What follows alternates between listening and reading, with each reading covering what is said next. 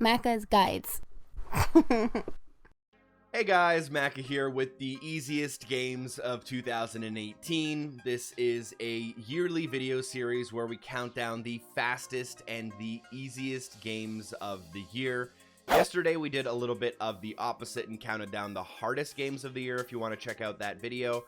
But if you've watched the easiest games lists, you've known that there's been a trend where every year the games get easier and easier, and this year is no different. If you were to play all 30 of the games that are mentioned in this video, you could get over 30,000 Gamerscore in under 25 hours. A couple of quick housekeeping rules before we get started. I have made the assumption that you are willing to use a guide if it does save a significant amount of time. I have also ignored a couple of platform exclusives, for example, games on the Windows 10 PC. And I have also completely ignored ACA Neo Geo games this year. Last year, we talked a lot about ACA Neo Geo games, and honestly, I never want to talk about them ever again. Additionally, for the ranks of the games on this list, the time to completion was the most influential stat when ranking them, since most of these games require very little skill. Also, I do tweet about these games quite a fair bit. You can follow me on Twitter if you'd like to keep up, and I also stream a lot of these games front to back over on twitch.tv/Macca91Productions. Feel free to shoot me a follow if that's your thing. Last but not least, I've been keeping an ongoing list of easy games over on my subreddit based on their release date. I took that list and did use it to help me compile this video, and I will be doing the same thing next year. So at the beginning of 2019, I will start a new thread over on my subreddit, and I will link it in the description below, where I will basically list all of the easy games as they come out. There are a bunch of links to some of the things I was talking about just now, so if you want to get more information about Gamerscore, you want to get into the Gamerscore scene, or just see what is new, what is cheap, or what is easy, the links are all down below for you guys to follow up on. Now, before going into detail of the top 10, on screen right now, you will see the list of games that ranked between ranks 30 and 21. Feel free to either make some mental notes about these games or pause the video and take a screenshot. And now I want to quickly list off games from 20 to 11 before going into the top 10. In at number 20, we have Scalextrics, which I believe is probably the worst game that came out on the console this year. It's also only a European exclusive. Number 19 is Conan Exiles. Number 18 is Deployment. Number 17 is Assemblance. Number 16 is The Path of Modus. Now, in at number 15, we have Assemblance Oversight. At 14, we have Siggy, A Fart for Mussolina. And then we have Energy Cycle Edge at number 13, Mechanica at number 12, and Midnight Deluxe at number 11. We can finally get started with the top 10 now. Starting off our list at the number 10 spot is actually a series of 3 games, and that is The Journey Down Chapter 1, Chapter 2, and Chapter 3, and all 3 of these games offer their own 1000 Gamerscore. And you can buy the first chapter on its own for $10, but if you want chapters 2 and 3, you'll have to buy the bundle of all of them for $40. Now, The Journey Down is a series of games that were originally released for the PC in 2010, but recently ported over to the Xbox, PlayStation, and even some of the mobile stores. And they are traditional point-and-click adventure-style games where you're walking from screen to screen, picking up items, combining them to solve puzzles, and then moving on to finish the story. Now, completing Chapter 1 is actually going to be the most skill-based achievement in any of the 3 games, because it is required that you beat the game in under 40 minutes total. However, I do have a video guide on the channel which shows a 35-minute run, and it's made for you guys to follow along. So assuming you're willing to follow along with a video guide, it isn't that difficult, but may require 2 playthroughs for some people. Chapter 2 is probably the easiest, clocking in around 40 minutes and not requiring any skill at all. And then Chapter 3 also doesn't require any skill at all, but is the longest, clocking in over an hour for most people. With all that being said, you can grab 3000 Gamerscore in under 3 hours in these 3 games, and you don't need a lot of skill to do it at all. However, you probably will need some guides to follow along. And that's how we're going to start our list this year. In at the number 9 position, we have the VR walking simulator that can be played not in VR on Xbox and PlayStation, and that game is called Transference, available earlier this year from Ubisoft, and it is a bit of a walking simulator. Now, the walking simulator genre used to completely run the entire easiest games of the year videos, and you guys would know that if you've watched. There have been years where 9 out of the 10 games on our top 10 were walking sims, but this year is actually quite a bit different.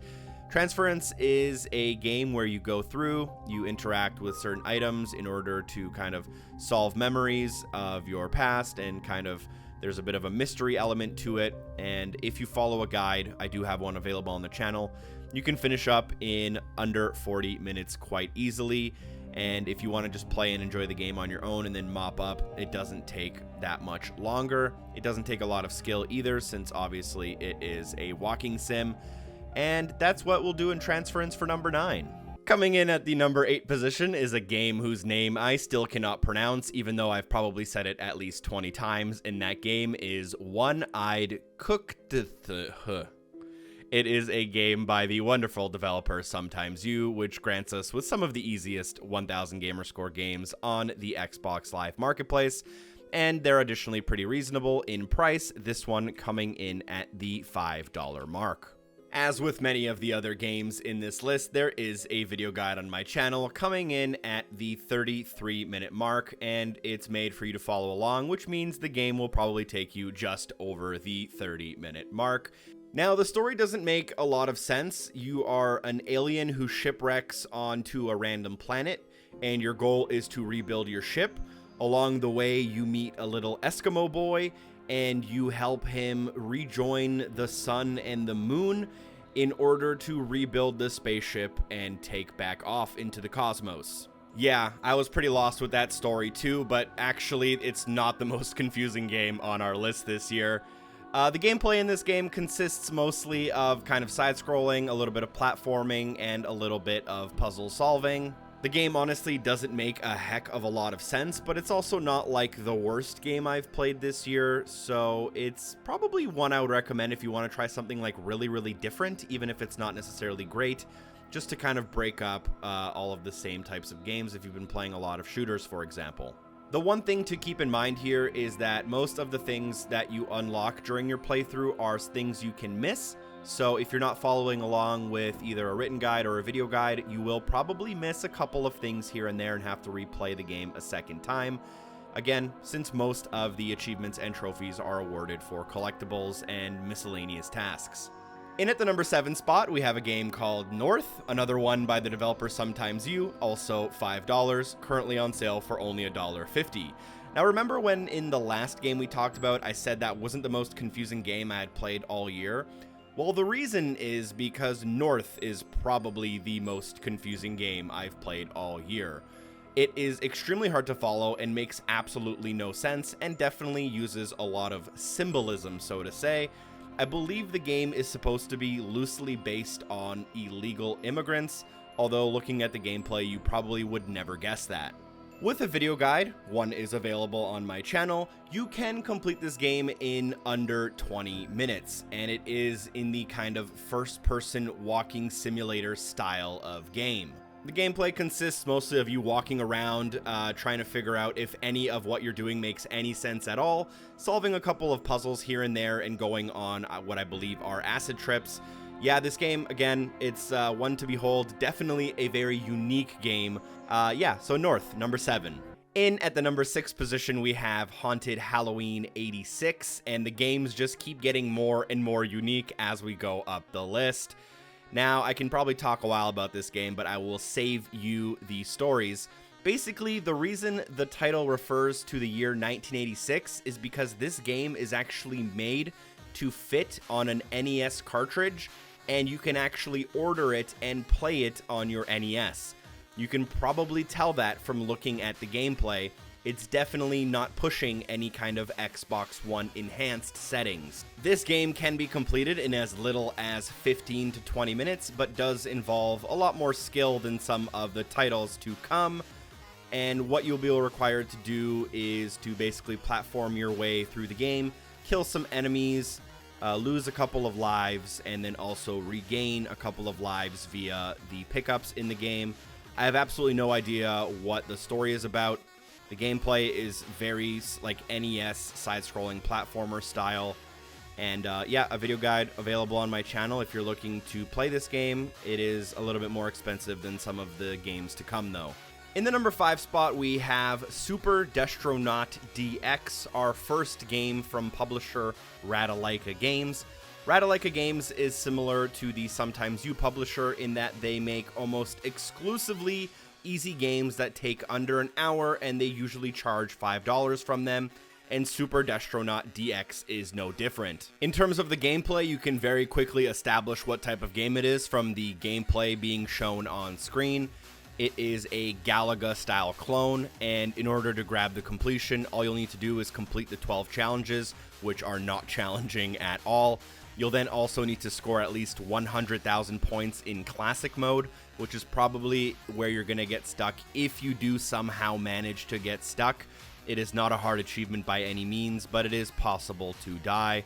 Then you'll take your Classic mode, you'll test out a little bit of Time Attack, you'll test out a little bit of Hardcore mode, and before you know it, within around 20 minutes, you should be done, and there isn't much skill involved. I think most gamers will be able to complete this. In the number 4 spot, we have FullBlast. This is a game that I personally completed in around 16 minutes, and I went into the game completely blind with no videos and no guides.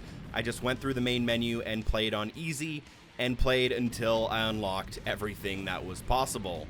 The style of game is a top-down shoot-'em-up, which does make it a little bit more difficult of a genre than some of the other games on the list. But on the easy difficulty, the game is really a joke, and you probably won't fail, even if you aren't very good at video games. In order to get your completion, all you'll do is play through the first 3 levels. As you play through those levels, you'll kill enemies, and those enemies will unlock achievements and trophies. And by the time you're finished level 3, you should have everything else done. That's going to be our 4th easiest game on the list, and yes, it does actually get easier from here. In the number 3 position, we have The Station, a walking simulator type game that can be easily completed in under 15 minutes. However, will require you to use a video guide, as there are some collectibles that are easily missed if you're not paying attention. The Station is one of those walking simulators that on your first time through can take a couple of hours, but once you've been through the game and you know exactly where to go and what to do, there is basically no downtime and the game is completed super quickly. During your 15-minute playthrough, you'll find yourself completing all of the puzzles in order to finish the game, and like I said previously, collecting all 24 of the scattered audio logs, and before you know it, you will be completely done. Because it is a walking simulator, very little skill is involved, and none of the achievements require you to have any real skill in terms of potentially locking you out. So there's nothing like playing on a harder difficulty, and there's nothing relating to the quickness in which you actually need to complete the game. So if you find yourself kind of struggling, feel free to really take your time and navigate through the hallways and whatnot. But yeah, this game is going to be one of the easiest on our list, and for very good reason. It doesn't really get much easier than this. Next on our list, number 2 spot, the 2nd easiest game of the year, very easy but not easy enough, is Jack in Jill DX. I grabbed the full 1000 gamer score in 15 minutes flat, going in with absolutely no prior knowledge and not really using any guides, so to say. This is a game I streamed over at twitch.tv/Mac91Productions, and even I was surprised by how easy it was, because I knew going in that it was easy, but it was even easier than I expected. This is a bit of a side-scrolling game, but also does have a little bit of some puzzle elements. You'll find yourself kind of sliding across the levels and jumping based on the direction of travel of your character, which is not something you can change unless you bounce off of a wall. And you'll go through a bunch of levels and then find Jill at the end. You'll join Jack and Jill to progress to the next level. As you work your way through the game, you'll also earn some coins. You can spend those coins in the little in-game store in the main menu, and you are basically done after buying some stuff from the mini store in the menu. An interesting fact about this game, for those of you who use trueachievements.com, is that this is currently the only game with a lower TA ratio than Avatar: The Last Airbender, easily known as the easiest game of all time.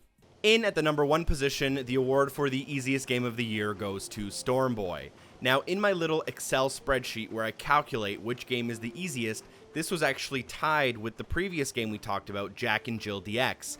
And as a tiebreaker, I asked people on Twitter which one they thought was easier, and it does seem like Storm Boy won with a little bit of a lead. And Storm Boy is a game that I have a video on the channel. It is a game that you can easily complete in 15 minutes. It requires almost absolutely no skill, and the gameplay just involves you walking across the screen and playing in mind-numbingly easy mini-games. At the end of a full playthrough, you'll have to replay the mini-games in order to kind of unlock the last little achievement or trophy. And even if you really take your time and only play this game on your own without a video, you should easily be able to finish it in under half an hour. It is as easy gets, and that about wraps it up. And that wraps up the video. If you guys enjoyed it, it would be very appreciated if you guys liked the video. It does help it kind of spread around YouTube and the internet. Also, sharing it with a friend is obviously extremely appreciated. If you want to copy and paste that link and send it to someone, that would be amazing. Thank you guys so much for watching. Leave a comment about how many of these top 30 games you have personally completed. From the top 30, I think I've completed something like 27 of them. Newsflash, I do play a lot of easy games. I do play some hard ones too here and there, but I enjoy the idea of getting Gamerscore and trying new things. Also, tomorrow we will be going through and looking at the easiest games on Xbox Game Pass, so make sure you join me back for tomorrow's video. Also, I do love hearing from you guys about easy games, so if you want to tweet me with maybe a new discovery, or you want to leave a comment on a thread on the subreddit about something that you might have played, feel free to do so. I do actually read pretty much everything you guys send me. Thank you guys so much for watching again. Special thanks to all the amazing people on Patreon for supporting the show. And hopefully I see you in the next one. Peace!